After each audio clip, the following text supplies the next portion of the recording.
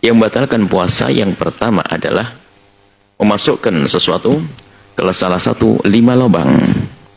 5 lubang. Yang harus kita perhatikan ada 5 lubang yang oleh para ulama diamati, dicermati adalah lubang yang tembus ke dalam. Jadi yang menjadi sebab masuknya sesuatu sampai ke dalam rongga, ke dalam tubuh kita. Yang pertama adalah lubang mulut. Yang kedua lubang hidung. Yang ketiga adalah lubang telinga. Yang keempat adalah lubang buang air kecil. Yang kelima adalah lubang buang air besar.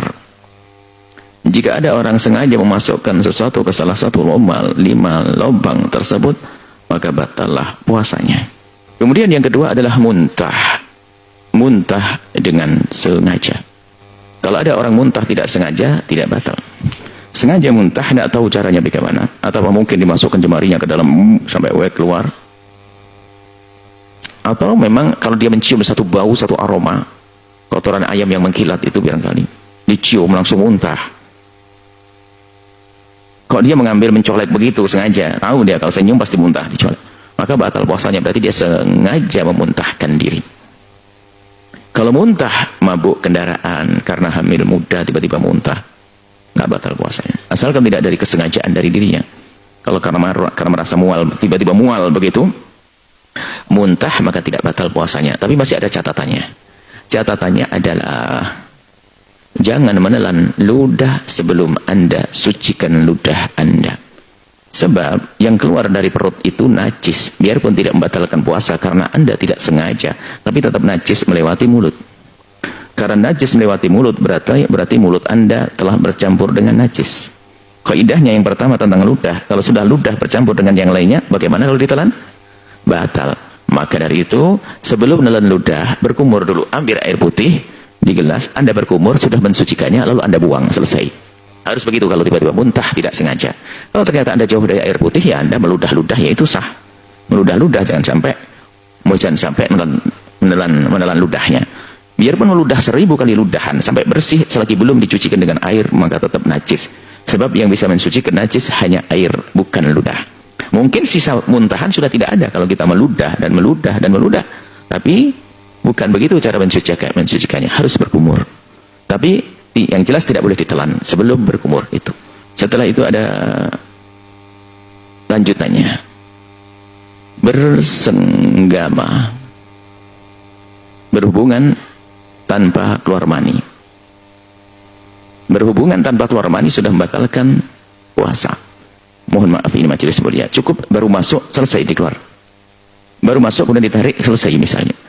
Maka ini membatalkan puasa, baik dengan istrinya, istri yang halal, atau na'udzubillah zina, atau bahkan dengan binatang sekalipun. Maka batal. Baik, kemudian dengan sengaja. Kalau tidak sengaja, tidak.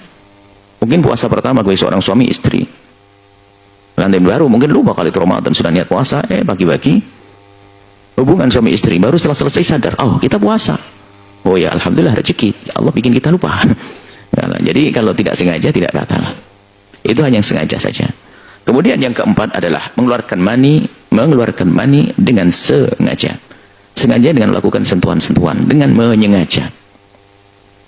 Menyengaja mengeluarkan mani, maka itu batalkan puasa. Biarpun tanpa senggama. Keluar mani, baik cara mengeluarkannya dengan cara yang terhormat, dengan tangan istri misalnya, atau dengan tangan suami, atau mengeluarkan mani dengan cara yang haram, yaitu dengan cari kesenangan sendiri, semuanya membatalkan.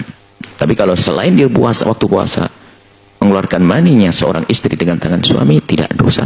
Yang kelima adalah haid.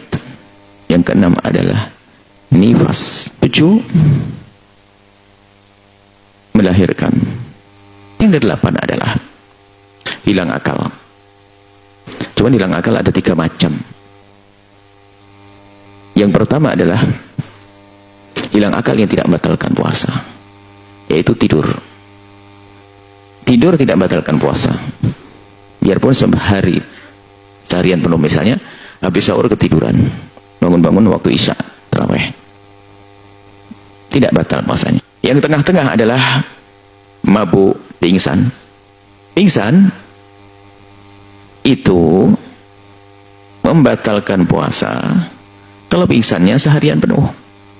Tapi kalau dia sempat terjaga sebentar, bangun sebentar di siang hari, maka dianggap puasanya sah. Kalau gila, itu biarpun sebentar,